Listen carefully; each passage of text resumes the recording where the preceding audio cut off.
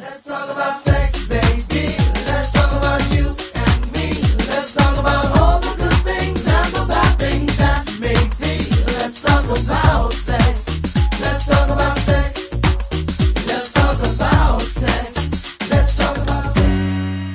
My name is Ivy Chen, and I'm a sexuality health educator. I'm also a lecturer here at San Francisco State University. Over the last 10 years, I have taught 2 classes here: Contemporary Sexuality, which is your classic biosocial sex ed class, and then Sex and Relationships, which is the Psychology Healthy Relationships class. Depending on the high school and the school district, sex education can be really varied.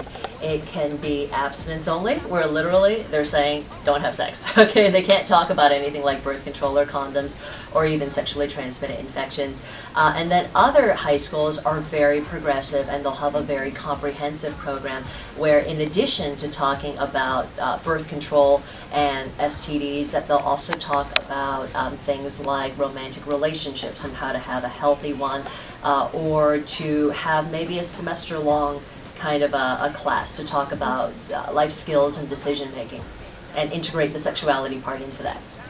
So do you think there should be a kind of like national curriculum sort of thing for sex education? Okay, well, certainly in my opinion, of course, I feel like that there should be, although in most cases still it's decided, you know, state by state, but actually more often school district by school district. And then of course what you have are public schools versus private schools, and generally private schools can cover whatever they want. Okay, so sometimes with schools that are more religious based, like if they're Catholic, then they may actually have the more abstinence only curriculum, and in some cases for a really progressive independent school, they may have a very very extensive program about sexuality. In your opinion, does or should education on consent have a role to play in high school sex education? Absolutely. So consent is a very important thing, and even in the high schools that I teach at, a lot of times date rape is still an ongoing issue. And so I think actually what we have to do is put it back into context, because it's not just about permission in a sexual context, but it's really about overall respect, right? Equality, especially between the genders in a relationship, particularly in a heterosexual relationship, but to kind of frame it that way, right? Rather than just talk about consent. But also consent, it often goes out the window when alcohol plays a role, right? So actually alcohol and drug ed isn't necessarily separate from sex education. There's a lot of overlap in terms of good decision making, consent, you know, and also legal issues as well, right? And so in that case, to be able to talk about all those things and how one affects the other, but to, I think, address that underage drinking is a big issue, and it often can lead to situations such as date rape and lack of consent. Also, a lot of young people don't realize if somebody is drunk, they legally actually can't give permission. Many of them don't realize that. Did the education about sex you received in high school influence in any way how or what you choose to teach? Well, actually, I went to 12 years of Catholic school, okay? That seems really ironic, okay, for being a sex educator, and yet it did affect the way that I feel about sexuality and about teaching sex ed, because what we got was pretty skimpy, you know? And so in that case, even while I was getting the education and they had split up the boys and the girls, that I knew that there was a better way of doing this, right? You know, that I knew that I wanted to have it be more comfortable, to have it be more comprehensive, and actually to have somebody who wasn't my regular teacher. I think in high school it was the school dean that had taught it, and when I first had puberty and in the 6th grade, it was a nun who had taught it. And so I mean, I respect that they decided to take it on, but I think a lot of times the school staff or teacher kind of do so grudgingly, you know? They're like, oh, I gotta do the sex ed. You know, it's often a hot potato that's passed between the bio department and the PE department, you know, and it seems like nobody wants to do it. And so a lot of times they kind of save it all the way till the end of the school year, you know, and so you get very little information and not real great, you know, and taught by somebody who appears to be really uncomfortable. So unfortunately, that was my experience of sex ed, and I just knew even then and there that there had to be a better way of doing this. But also, which is the experience of a lot of my colleagues, they were that friend in high school, the sexpert, you know, where all their friends turn to ask about relationship issues or to clarify whether something is true or not about sexuality. So that's where I got my start. But actually, when I got to college as an undergrad, I participated in what was the equivalent of the PEACH, the Peer Education Program in my college, and that was where professionally I got my start, and I got to see what a good program looked like. So, do you think condom distribution in high schools would have positive or negative effects? Okay. Condom distribution programs, in my experience, looks really different depending on what high school that you go to. Sometimes it is a big fishbowl in the office of the nurse's office and anybody can get it. Other times it is a vending machine that's in the bathrooms, and so there's no oversight, right? There's no additional guidance or information. And other times what happens is that you have to get it from the nurse's office and you have to kind of sign out for them. And so condom distribution programs, I think, can be effective, but it has to be distributed in a way that students would feel comfortable getting them, right? And yet, at the same time, it has to be paired with comprehensive sex education so that, one, they know how to use it correctly, and that they have a source of getting correct information if they needed it, right? And so, in that case, I think it can be effective, but it depends on how it's actually presented and how the condoms are distributed. Would you like to see it become sort of mandatory in national schools? I don't think that it's possible actually to make it mandatory, and even in many of the high schools in the Bay Area, they don't necessarily have that.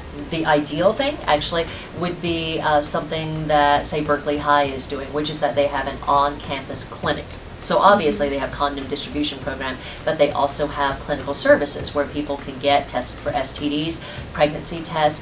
They can get counseling, okay, and sometimes they're going in mainly for mental counseling, like I'm having problems in my relationship, and to be able to get support for that, right?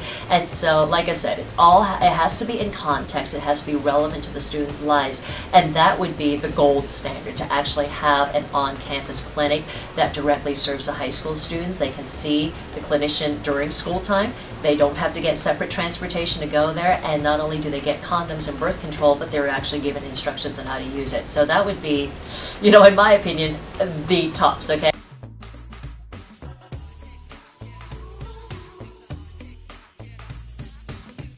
The first question we're going to ask you is what school you went to. Just tell us a bit about it. Alright, I went to the Royal Grammar School in Newcastle upon Tyne, which was it's a privately run school. I guess it's kind of like the posh school in Newcastle, so, you know, a lot of money went into it, basically. I went to a public high school in West Sacramento, California called River City High School. And then I went to undergrad at Cal State East Bay, and then I'm here for grad studies. I went to a public school, yeah. I went to an all-girls school in Hitchin, Hertfordshire. I think it was like an old grammar school. There's like 1,000 students maybe. I went to two different high schools in the Portland, Oregon metropolitan area. Wilson High School in my freshman year, and Canby Union High School about 25 miles to the south for the last 3 years of high school. I went to Gabrielino High School. It's a very small high school near Los Angeles. I went to High Stone School. It's like just a normal comprehensive school. It was a pretty like multi-ethnic, multi-diverse school. A public school in my country, Saudi Arabia. So what kind of information did you get in sex education? Oh, this one's a little hard to remember because this happened in, like, I think year 8, so I mean, how old is that, like 12, 13 maybe? It was fairly early. I think they did a pretty good job as far as I remember. Like it was like a sort of triple science period. The teacher was pretty embarrassed, I remember. Like there's a video of a boy getting an erection but filmed with like a thermal imaging camera. I remember that really clearly, which was like one of the funniest things I've ever seen at that point. In high school, it was mostly anatomy. We talked about different methods for pregnancy prevention as well as STD prevention. We saw it wasn't a mandatory video, but we could like opt in or opt out. That was kind of graphic in its description and images showing different STDs, STIs. And then we actually even saw a video of a live birth, which was pretty wild. I don't remember that much. I remember having that sort of obligatory session where you put condoms on. Like we did have bananas, and we had like these fake penises, and they had like loads of them were like diseased or like red and stuff to show you what sort of penis you shouldn't go for. Like this is the one you should turn down. I remember that, which I actually think is probably quite useful. I don't know. It was very limited in the early 1970s, there wasn't a lot of sex education. It was more still birds and bees sort of thing. I would say it was just basically the basics and what was required by the state. Basic contraceptives, like just condoms and like little information on birth control and just basically your right to say no. But that was basically it, and also a choice to also be abstinent as well. No, there is no, not at all. Yeah. Nothing. I think we got the basics. Like we had the kind of biological side of it in science, and then most of it came from our personal social health education, like an hour a week of it. Did they tell you about sexuality, like lesbian, gay, bisexual kind of? I don't remember a great deal about that stuff, to be honest. Like, I think there were a few like funny questions from kids about people being gay, but it wasn't like it was mainly on heterosexuality, I think. Like, and there was certainly nothing about like transgender. No, I don't think so.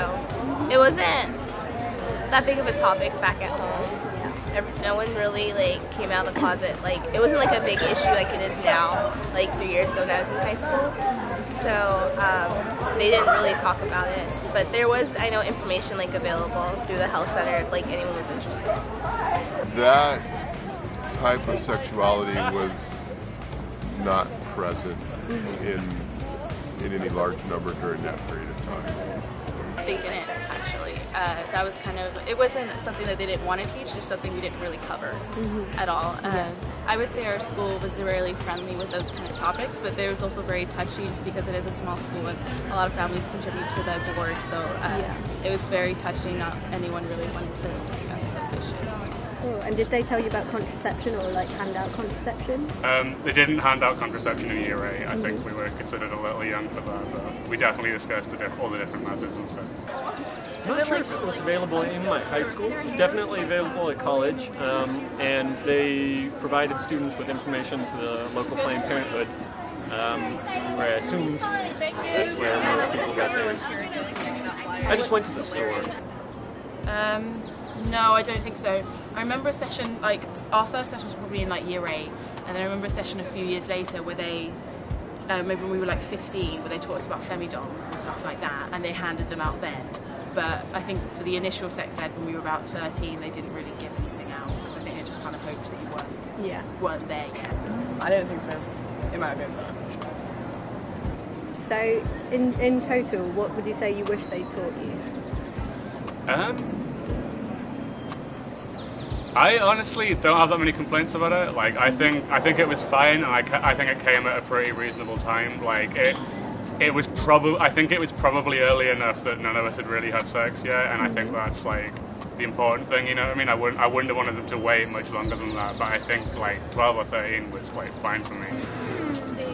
You know what they didn't do that would have been nice? Is if they did a like one of those live demonstrations of putting on a condom on on some sort of model. Okay. Thank you. That would have been good. I'm pretty sure that did not happen in class. Yeah. I think the one thing that like would be easier is like probably because I know like sometimes not in my class but in other classes they would bring like a teen parent in and like the teen parent would talk to like the students about like safe sex and stuff like that. That probably was like a good method for certain students, but I know for the majority of us like that was just like, oh, she got pregnant. I don't think they covered ranges of sexuality. I think they just went for heterosexuality, which, you know, when you're 13, you're developing is probably a bit limiting if you are sort of at that stage where you're questioning. And I think just to teach solely heterosexuality is probably not great. Man, that was so long ago. I don't really. At the time, I think they covered it fairly well for what we needed. I wish they'd have gone into like more detail, I think, about like STDs and STIs, and then like the kind of sexuality side of it, rather than just like, oh, here, homosexual, bisexual. You know, they had like names, but we didn't really talk or discuss it. Even as we got older, like throughout the school, I think it would have been good if, as we got older, we had a broader spectrum of like sex education. Yeah. So, do you wish they would have taught you a bit more about it? Yeah, I think it will be, yeah. better to get more information. Yeah. Yeah. That will be helpful.